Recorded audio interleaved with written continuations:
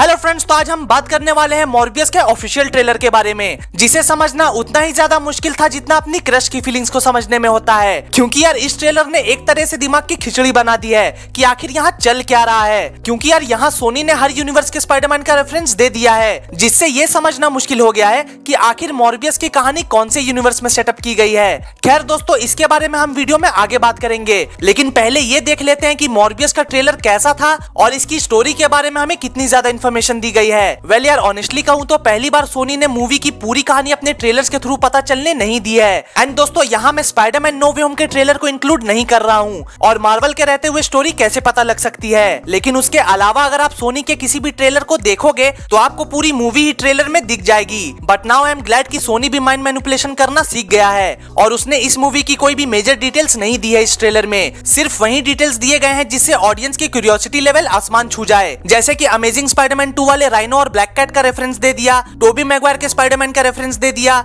MCU के vulture को इस मूवी में रख लिया। और अगर ये सारी चीजें भी कम थी तो ट्रेलर के आखिर में अपने वेनम का भी रेफरेंस दे दिया। मतलब कि ऑडियंस के दिमाग की खिचड़ी इंटू 100 कर दी। वेल यार स्टोरी कुछ इस तरह की है कि माइकल मॉर्बियस जो कि एक डॉक्टर है, वो एक रेयर ब्लड डिजीज से सफर कर रहा है, जिसके वजह से उसके अंदर एक वैम्पायर ने जन्म ले लिया है जो लोगों के खून का प्यासा है। और अब इसी डिजीज से और भी लोग सफर कर रहे हैं और माइकल मॉर्बियस उस डिजीज का क्योर ढूंढने में लगा है। लेकिन लाख कोशिशों के बाद भी उसे कोई ऐसा फॉर्मूला नहीं मिल रहा जिससे वो और बाकी लोग इस बीमारी से उभर सके। और फिर आगे दिखाया जाता है कि माइकल अब बैट्स का सहारा लेकर उस बीमारी का क्योर ढूंढना चाहता है और एक तरीके से उसने बैट्स के ऊपर पूरा कंट्रोल कर लिया है। और इसके अलावा एक इंटरेस्टिंग चीज ये भी है कि यहाँ मॉर्बियस अपने पावर्स का इस्तेमाल लोगों की भलाई के लिए करना चाहता है, क्योंकि यहाँ उसने अपने अंदर के वैम्पायर को एक हद तक कंट्रोल करना सीख लिया है। लेकिन दोस्तों, अगर आपने स्पाइडरमैन की एनिमेटेड सीरीज देखी है तो वहाँ चीजें बहुत ही अलग थी। वहाँ माइकल के हाथों में कुछ भी नहीं होता था और जैसे ही रात होती थी तब वो एक खतरनाक वैम्पायर में कन्वर्ट हो जाता था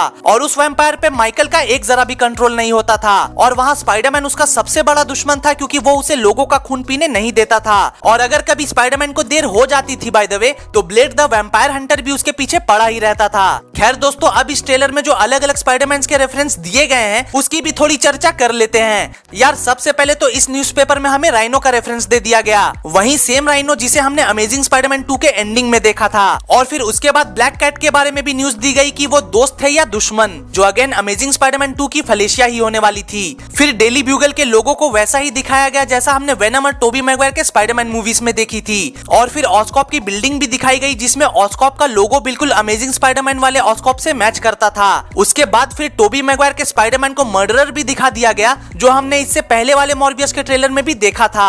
उसके बाद फिर एमसीयू वाले वल्चर को भी यहाँ रखा ही गया है एंड फाइनली लास्ट में वेनम को भी टीज कर दिया गया है। मतलब यार आखिर ये चल क्या रहा है? ऐसा लग रहा है कि सोनी ने स्पाइडरमैन के कंधे पर रख कर ही बंदूक चलाने का फैसला कर लिया है, क्योंकि उनको भी ये मालूम है कि स्पाइडरमैन के नाम पे अभी वो कुछ भी बेच सकते हैं। एंड आई मस्ट से कि सोनी स्पाइडरमैन के नाम को अच्छी तरह से निचोड़ कर यूज कर रहा है। यार ऐसा लग रहा है कि सोनी वालों ने ड्रीम 11 वाली एड को बहुत ही ज्यादा सीरियसली ले लिया है। और खेलो क्रिकेट दिमाग से, लॉग ऑन टू ड्रीम। हाँ, तुम दिमाग से ही तो खेल रहे हो ऑडियंस की। खैर दोस्तों, अभी इसके बारे में और भी बहुत ज्यादा बात करनी है हमें, और अगली वीडियो में मैं आप सभी को ये एक्सप्लेन करूंगा कि मॉर्बियस आखिर कौन से यूनिवर्स में सेटअप की गई है और आखिर क्यों अलग अलग यूनिवर्स के स्पाइडरमैन का रेफरेंस ये मूवी दे रही है।